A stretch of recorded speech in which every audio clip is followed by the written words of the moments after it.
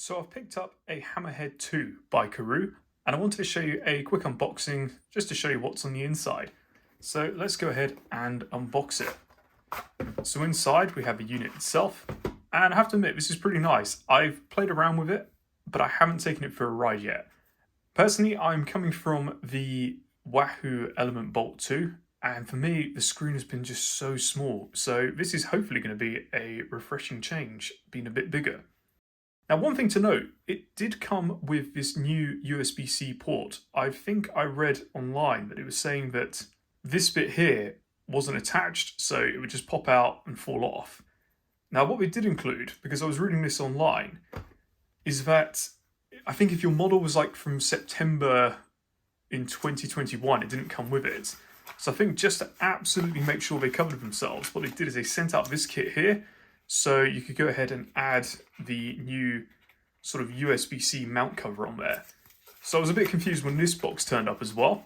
It wasn't inside here, it was it just came in the parcel basically. So yeah, we have a unit, we have a little instruction manual thing here, like how to set up the mount, and there's just some,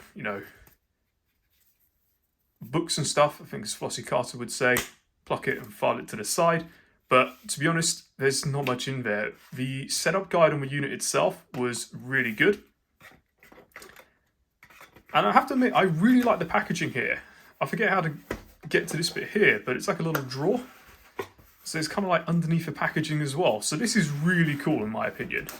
So we have a little Allen key. We have the quarter turn mount here. Now this is the one I'm going to be using because I have a KOM mount that has a unit at the bottom, so you can mount a camera and you can have your bike computer on the top.